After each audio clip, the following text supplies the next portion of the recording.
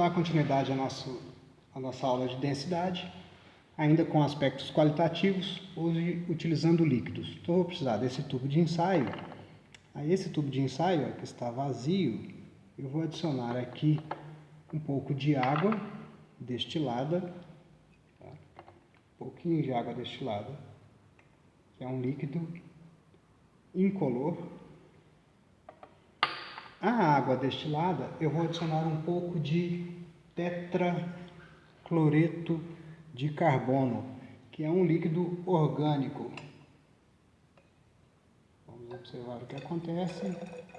Veja só, o tetracloreto de carbono também tem aparência física, visual, semelhante à da água, também é líquido e incolor.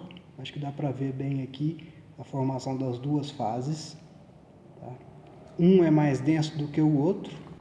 E agora eu vou adicionar um terceiro líquido, que é o octanol. O octanol é um álcool, não é o álcool comum. O álcool comum é o etanol. O octanol é um álcool com uma cadeia carbônica maior do que o etanol. Esse aqui tem 8 átomos de carbono na sua cadeia. Vou adicionar aqui e observe o sistema formado. O sistema, acho que dá para perceber, contém 3 fases. Então, para a gente fazer aquela relação entre as densidades, o que ficou embaixo, mais embaixo, é o mais denso, o que ficou mais em cima é o menos denso. E tem um com densidade intermediária, que está no meio do caminho. Tá? Porém, um aspecto aqui é extremamente importante. Tá? Esses 3 líquidos não são miscíveis entre si 2 a 2, isto é, o primeiro e o segundo não são miscíveis, o segundo e o terceiro não são miscíveis. Isso ocorre quando as forças intermoleculares que atuam em um líquido são de intensidades diferentes do outro líquido, quando as forças são, digamos assim, interações mais fortes em um deles e mais fracas no outro. Isso significa que, energeticamente, é inviável para, por exemplo, as moléculas desse líquido deixarem de interagir entre si para passarem a fazer interações com moléculas do líquido inferior ou do líquido superior. Energeticamente é inviável. Tá? Na continuação desse estudo, eu vou utilizar agora um pouquinho de água, essa mesma água que eu estava utilizando antes.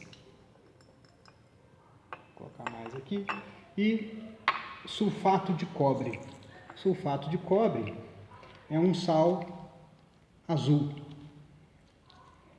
A função do sal azul aqui, para esse experimento, é basicamente a coloração mesmo. Tá? Apresentar a coloração. Vou adicionar aqui o sulfato de cobre. Estou usando uma espátula. O sulfato de cobre está sobre o vidro de relógio, sendo transferido para o Erlenmeyer, que é essa vidraria aqui que eu coloquei a água inicialmente.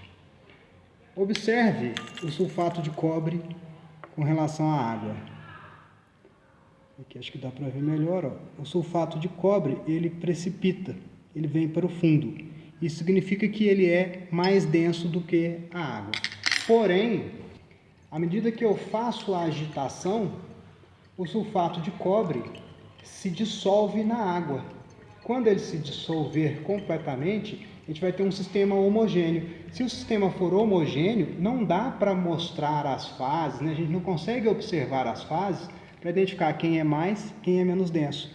Então, observe, formou um líquido, que é uma solução aquosa de sulfato de cobre, está dissolvido na água. Tá?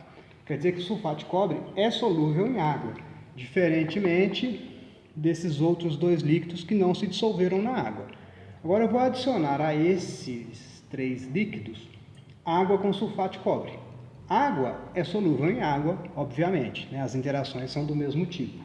E sulfato de cobre se dissolve na água porque energeticamente é viável fazer essas interações. Observe o que acontece. Pronto, é o suficiente. E o que a gente tem aqui? Continuamos com 3 fases. Eu já tinha 3 fases, adicionei mais uma solução e ela não formou uma quarta fase. Por que ela não formou uma quarta fase? Porque esse sulfato de cobre que eu tinha preparado aqui foi preparado em água. Então, no sulfato de cobre que estava preparado em água, ele se misturou à água que já tinha nesse sistema. Então agora a gente tem uma definição melhor das 3 fases. A fase mais densa, que é ou o tetacloreto ou o octanol, vocês vão descobrir. A fase aquosa, que agora é água e sulfato de cobre. E a fase menos densa. Se aqui for o tetacloreto, aqui vai ser o octanol.